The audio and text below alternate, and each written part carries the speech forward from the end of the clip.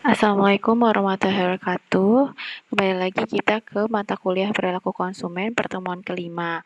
Melanjutkan psikologi inti sebelumnya, saat ini adalah psikologi inti pembelajaran. Perkenalkan, nama saya Karina Putri selaku tim dosen dari pengampu mata kuliah perilaku konsumen. Langsung masuk saja kita ke topik pembahasan hari ini. Topik pembahasan hari ini adalah teori pembelajaran perilaku, yang kedua kondisi pembelajaran, yang ketiga teori pembelajaran kognitif, faktor yang mempengaruhi ingatan, faktor yang mempengaruhi lupa ingatan. Nah, kondisi pembelajaran itu apa? Menurut sumber lain di buku perilaku konsumen pendekatan praktis Dr. Eta, kondisi pembelajaran itu adalah bagaimana konsumen memiliki informasi dan pengalaman yang akan mempengaruhi perilakunya di masa akan datang. Sedangkan kondisi pembelajaran menurut buku acuan kita yaitu Hoyer dan Solomon, terdapat dua pendekatan mengenai bagaimana para pengambil keputusan dalam suatu organisasi memahami kondisi konsumen. Yang pertama adalah kondisi klasikal, yang adalah kondisi konsumen menerima respons secara stimulus yang diberikan melalui merek, aroma, jingle, dan lainnya. Yang kedua adalah kondisi instrumental, kondisi sebagaimana konsumen memberikan respon positif dan menghindari adanya respon negatif.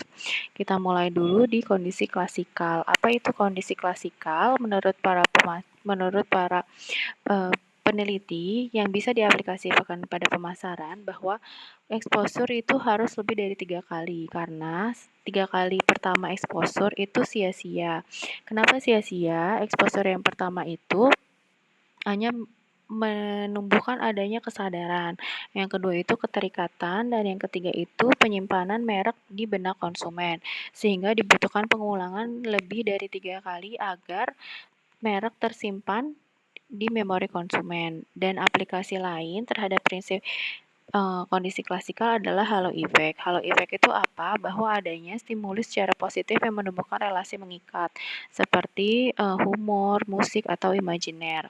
Kita masuk langsung pada merek keluarga. Merek keluarga itu apa? Jadi, apabila kita sudah loyal dari satu merek, produk baru itu kita akan beli di merek tersebut. Yang mudah itu misalnya kita itu fokus terhadap merek Indofood. Nah, kalau misalnya kecap belinya Indofood, sambal belinya Indofood. Sedangkan produk life extension itu apa?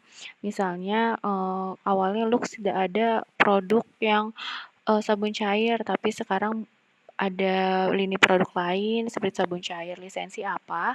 Mudahnya itu misalnya produk kolaborasi dengan artis terkenal, penyanyi, atlet, atau figur-figur animasi yang terkenal. Dan yang keempat adalah kemasan mirip. Kita masuk ke kondisi instrumental, kondisi kedua teori pembelajaran. Yang pertama adalah penguatan positif atau reinforcement. Yang mudah itu misalnya kita beli itu garansi bengkel selama 5 tahun. Nah, itu adalah penguatan positif. Penguatan positif bisa juga misalnya kualitasnya bagus. Kalau kualitasnya bagus, dia akan secara pengetahuan memberikan pengalaman yang positif dan kedepannya mungkin akan menggunakan produk yang sama. Sedangkan penguatan negatif itu apa?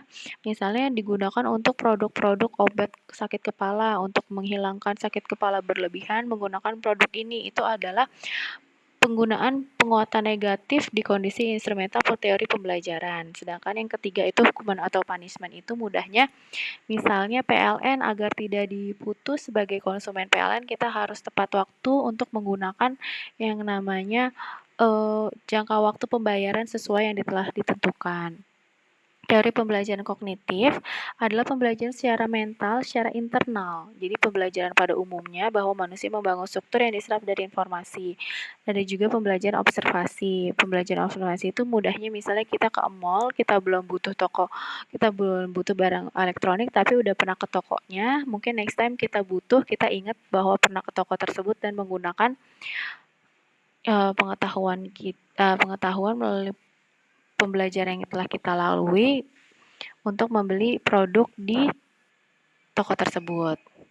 Nah, faktor yang mempengaruhi ingatan, jadi peneliti percaya bahwa ada 3 tahapan untuk penyimpanan memori yang pertama adalah pembuatan gagasan, penyimpanan, proses mengingat informasi, atau retrieval. Memori internal dan eksternal yang tergabung itu di benak konsumen digunakan apabila konsumen ingin melakukan pembelian. Nah, faktor yang mempengaruhi ingatan itu apa? Yang pertama adalah memori sensori, memori jangka pendek, dan memori jangka panjang. Maknanya gimana? Mudahnya misalnya kita ke produk roti pernah ingat bahwa kita pernah ke tokonya itu terstimulus sensori penciuman kita bahwa enak apa namanya aroma rotinya. Nah, itu bisa menstimulus dan menarik perhatian kita walaupun jangka pendek, tapi kita ingat juga bahwa ada elaborasi harga yang sesuai dengan kemampuan kita dan nantinya akan menyimpan memori jangka panjang. Tapi memori itu juga bisa hilang. Kenapa? Menurut peneliti, sekitar 50% dari 13.000 orang dewasa itu tidak bisa mengingat secara detail apa yang dilihatnya, didengarnya, atau dibacanya selama kurun waktu 30 hari. Jadi, memori yang tersimpan itu bisa secara perlahan hilang dan tergantikan dengan memori baru. Oleh karena itu, pentingnya kita sebagai pemasar untuk menyimpan informasi yang sesuai dengan target pasar kita agar tersimpan lebih lama dan tidak mudah hilang dengan adanya informasi baru. Terima kasih. Uh, segitu saja untuk penjelasan hari ini. Wassalamualaikum warahmatullahi wabarakatuh.